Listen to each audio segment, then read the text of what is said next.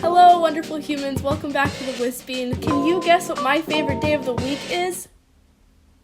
You're right, it's Sunday. Okay, this is a professional YouTube channel, not Dora the Explorer. But yeah, I love Sundays. A lot of times Sundays are not people's favorite day because it's when you realize that the weekend is over and you have to go back to work or school. Right now, a lot of us are actually staying home, so it's easy for our schedules to get all sorts of out of whack, waking up at noon and then wondering what year it is. But sticking with a routine through this time can really make things feel a little more normal. For me, it's been particularly difficult not being able to see friends, which is why a really important part of my Sunday routine is making time to communicate with them in other ways. I want to thank Bunch for sponsoring this video. I've been using it to stay in touch with friends and play games while video chatting. A lot of our routines and how we live our lives has had to change in this difficult time, so today I wanted to share my Sunday routine that helps me feel organized and centered at the end of each week, even when everything outside feels completely unpredictable and stressful. So I usually wake up anywhere between 6:30 and 8:30 these days. It doesn't matter if it's a weekday or a weekend. I always set an alarm because otherwise I honestly could just sleep forever. Throughout the week, I try to get all of my tasks done Monday to Saturday so that I can avoid scheduling anything for Sunday. I also don't study Korean on Sundays. I try not to schedule any events. Sundays are just untouchable because I know that I need to have a relaxing Sunday in order to be at my best for the upcoming week. So usually the first task that I take on is weekly blog tasks. I respond to emails, check analytics, respond to comments, repin some of my Pinterest pins to group boards, and check up on my content calendar to plan some stuff for the upcoming week and beyond. I do this step first because it's relatively easy, doesn't take too much brain power, which is in short supply on a Sunday morning, and it just gives me momentum to do the rest of the stuff. So weekly blog tasks take me about 3 to 4 Pomodoros, and if you're confused as to why I am measuring time in tomato units, then you should check out this video.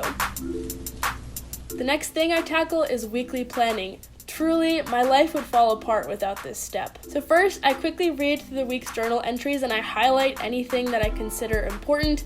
I use post-its to summarize what went well and what didn't go well that week. In my journal, I'll create a brain dump as a catch-all space before I organize and schedule everything. Based on what didn't go well that week, I'll add a few tasks or reminders to try and improve on that the next week. Stars are for reminders and dashes are for tasks. I transfer Google Calendar events into To-Do by making headings, but literally I had like 2 events this week and both of them were just Skype or Zoom calls. By the way, am I the only person who had never heard of Zoom before this started? I thought everyone was Skyping or FaceTiming and then Zoom just zoomed out of nowhere. So then I take this little index card and I'll go through the categories of my life and think about what I might need to do or just want to get done for each category. So for example, for my blog category, every week I'll write down write and send newsletter. That's something that I have to do every week. For the friends category, it was my friend's birthday this week and obviously we can't get together or have a party or anything, so on my to-do list I wrote down to get some food delivered to her house as a little surprise. After I have a huge brain dump written out, first I feel a little overwhelmed and I take a few deep breaths, and then second I go into to-do and I try to arrange and schedule everything in a way that makes sense. In this video I go over how I use to-do to schedule out my tasks for the week. If you want a more detailed explanation of that, enjoy. The rest of my Sunday routine I do in no particular order, so one of the other things that I do is I organize all of my photos and videos. Basically, I clear my camera roll, I upload things to hard drives and to Google Photos, I tag everything in Google Photos and label everything on my hard drive so I can quickly find things in the future. I clear my desktop and downloads folders and I make sure that everything is backed up. In other words, nothing is stored in only one location. I learned that lesson the hard way. Twice, actually. I didn't really learn the lesson the first time. Weekly chores. I used to dust my room every week and then I was doing it every other week, and now I'm doing it once a month, which maybe is gross and unhygienic, but dust just barely collects in my room. So even when I was doing it every other week, I was barely picking up any dust and it felt like a waste of time, so judge me if you want, but I dust my room once a month. Every week, however, I do pick up my room and put everything back where it belongs. I sort the laundry, change my bed sheets, vacuum, take out the trash, and wash my makeup brushes. Lately, I've been trying to read on Wednesdays, Saturdays, and Sundays. I find it really nice on Sundays especially to just read like a self-improvement or a productivity book, just immersing myself in inspiring messages and motivation, just kind of creating a mental space that really makes me feel ready for the next week. I believe the libraries where I live are closed right now, but wherever you live, you can use your library card to get ebooks on the Libby app. Insider tip. I've been practicing sitting in silence for 20 minutes every day, but again, it's just especially nice on Sunday.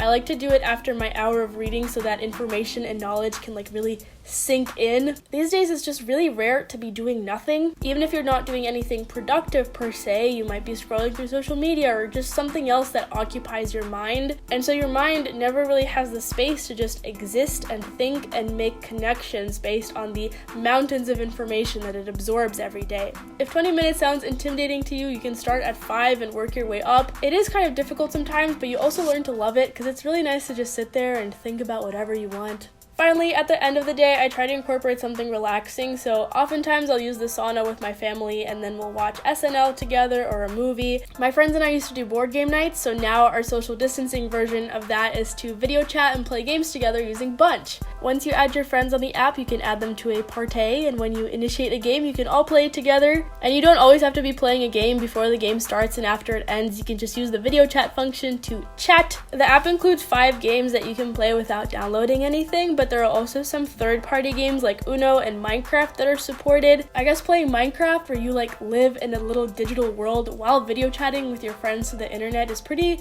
good practice for the computer simulations that we will all eventually live in someday. But yeah, my friends and I, sometimes when we just video chat, we kind of run out of things to talk about and then we're all just sitting there Both games is just more engaging and we laugh a lot and it makes things feel a little bit more normal. So if you want to download Bunch, the link to it is in the description. I'm also going to be playing with some of you guys this evening. I have details over on my Instagram story for how to add me as a friend and we'll get a little party organized. So I think the purpose that my Sunday routine is serving for me right now is 1, to get organized and kind of get back on track, and 2, to just make up for the socialization that I've been missing during the week. During high school, I was really overworking myself and barely relaxing during the week, so then my Sunday routine was primarily for recharging and slowing down so that I wouldn't implode. It's important to remember that the reason you're doing a new routine is not because everyone on Instagram is doing it, but because it serves you. So as you implement a new routine, focus on how it's going to serve you and keep checking in to see if it's still serving you and if you maybe need to adjust it in some way.